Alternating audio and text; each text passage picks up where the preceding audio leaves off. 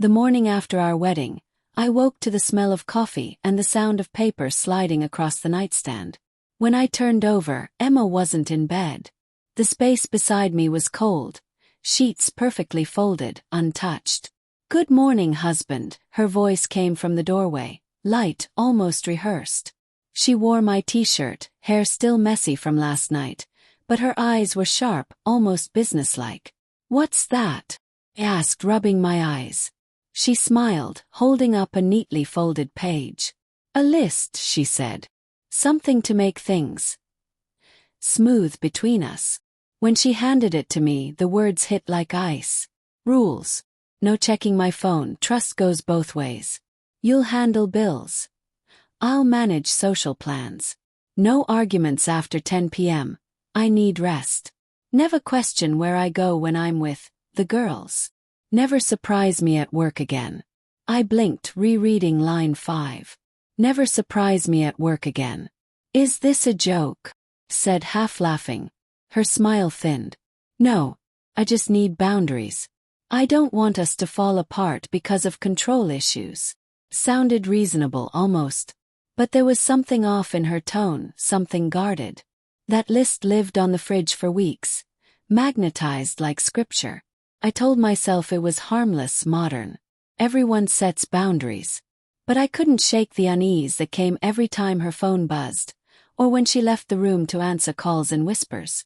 The first time I noticed her change, it was small. She started wearing perfume to girls' nights.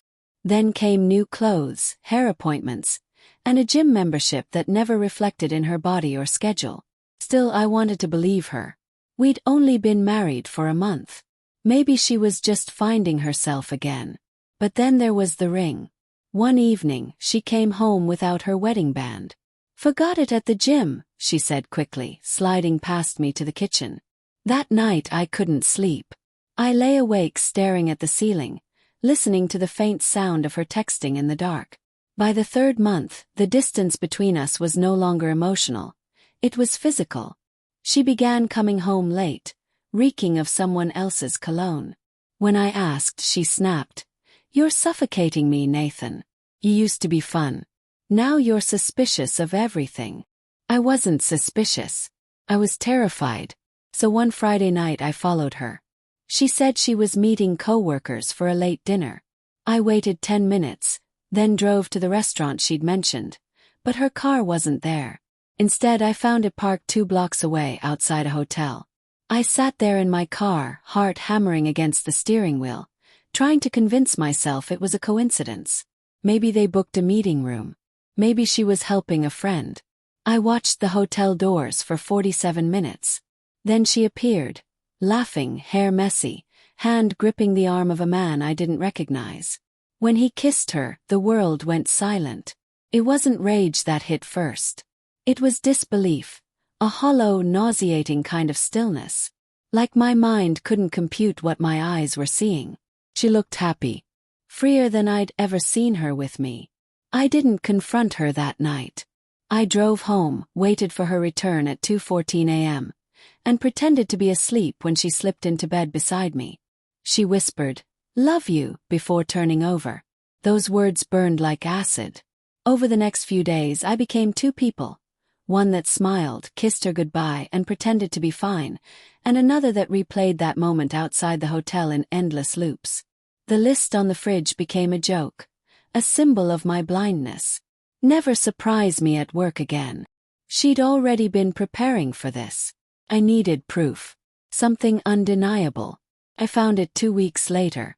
Her laptop was open on the kitchen counter when she stepped into the shower. I told myself not to look, that I wasn't the kind of man who invaded privacy. But love does strange things to your morals. Her email was open. A message glowed in bold. Subject: "Can't stop thinking about last night." From Ethan, work. Click. "You wearing his ring while I'm inside you. It's driving me crazy. You're unreal. Counting hours till Monday." I didn't finish the rest. My vision blurred.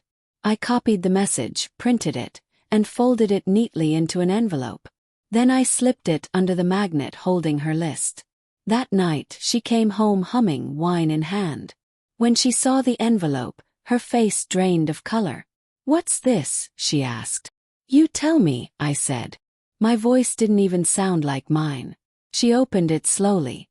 Her hands trembled just a little. "Nathan, it's not what you think." "Really?" I said quietly. "Then tell me what I think it is."